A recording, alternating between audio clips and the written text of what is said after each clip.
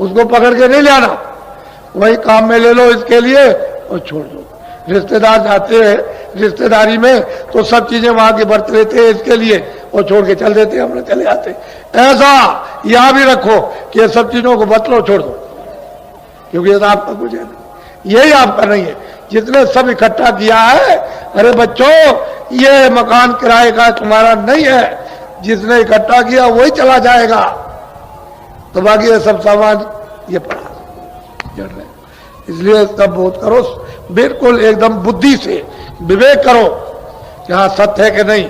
बुद्धि का भी एक सत्य होता है, उसको आप अच्छी तरह से धारण कर लो कि ये सत्य है, ये इधर उधर होने वाला कुछ भी नहीं।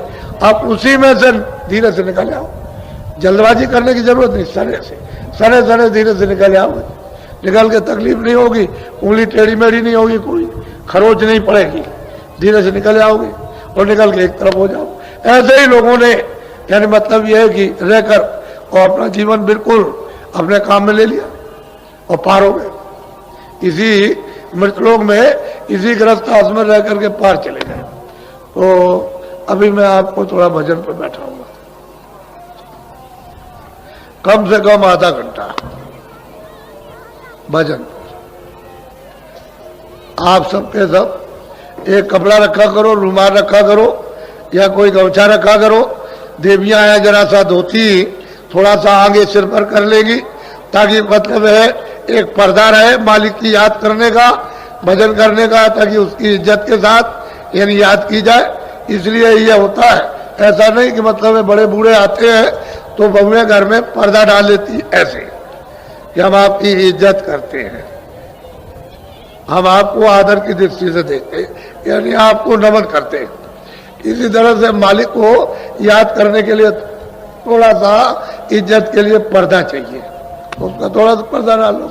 पहले समझ लो, मन को, बुद्धि को, चित्त को, ये दोनों आंखों के बीचों बीच ये जीवात्मा बैठी है। इधर देखो, इधर ये, इसी को हिंदी में कहते हैं हृदय, उर्दू में कहते हैं दिल, अंग्रेजी में कहते हैं हार्ट। ये दोनों आंखों के मध्य भाग में बीचों बीच इसमें तीसरी आंख है, तीसरा कान है, तीसरी नाक है।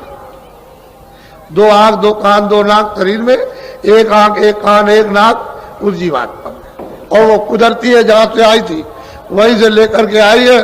बीच में पर्दा पड़ा हुआ, उसको उतारते चले जाओ, पर्दा उतरता जाएगा, वो निकलती चली जाएगी और बिल्कुल एकदम निकल जाएगी, बिल्कुल नूरी नूर, बाकी उसमें कुछ नहीं है, नूरी नूर है, प्रकाश ही प्रकाश है, उसमें आवाज ही आवाज है, शब्द ही शब्द है, साउंड ही साउंड उसमें, दूसरी और कोई चीज इतनी सुंदर कि उससे सुंदर कोई चीज है ही नहीं इस जगत में, क्या कहीं नहीं सुंदर। वास्तविक जो उसका रूप है अरूप है। तो इसलिए आप मन बुद्धि देखो, इधर ये दोनों आंखों के मध्य में जीवात्मा अंदर बैठी है, यानी बीचों बीच में, और इसके चारों तरफ मन बुद्धि चित्त बैठे हुए। तो ये किसके कारण हरे भरे हो रहे? वैसे तो ये भी जड़ खोल है, लेकिन जीवात्मा की चेतनता से, सूरत की चेतनता से, रूह की उस चेतनता से ये सब काम करते हैं। अगर वो न रहे तो एक भी नहीं रह सकते। तो ये चारों तरफ बैठे हुए घेर कर, मन है, बुद्धि है, चित्त है, अहंकार है। तो मन को, बुद्धि को, चित्त को यही कानों के साथ रोक कर आधा मिनट, 1 मिनट, 2 मिनट, यानी और ऊपर से जो नाम की आवाज आ रही, ऊपर की तरफ, ऊपर से आ रही, अपनी जमीन से, अपने देश से आवाज दे रहा, और वो सामने आवाज ऐसे टिकी हुई है। तभी तो कहते हैं कि आरती और कीर्तन घनाघोर हो रहा, 24 घंटे चारों जुगों से एक रफ्तार आरती और कीर्तन हो रहा, कभी बंद नहीं होता, और तुम्हारे कानों तक आवाज आती है यहाँ तक। लेकिन क्यों नहीं सुनाई देता? कि कान तुम्हारे गंदगी के कारण बंद, बहरे हो गए, इसलिए सुनाई नहीं देता। आंख तुम्हारी अंधी हो गई, इसलिए दिखाई नहीं देता। नाक तुम्हारी जो है वो बंद हो गई, तो सूंघने को नहीं मिलता। सब चीज आ रही उधर से, पर तुमको होश नहीं होता। तो महात्मा आते हैं कि भाई इस तरह से तुम जरा सा, थोड़ा सा इधर से ध्यान हटा के उधर ख्याल करो, देखो और नाम की डोर मिल जाए। उसी को पकड़ के आए थे, उसी को पकड़ के वापस जाना, दूसरा और कोई रास्ता है नहीं। ऊपर खुले हुए मैदान, खुली हुई रचना, उधर खुले हुए लोग हैं।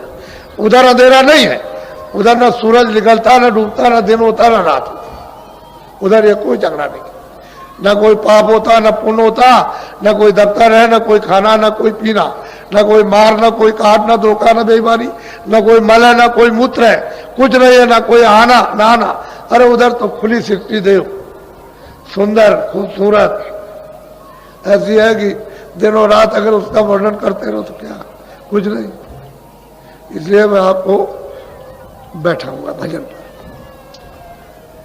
देखो, भजन करने के तरीके ऐसे भी बैठ सकते हो,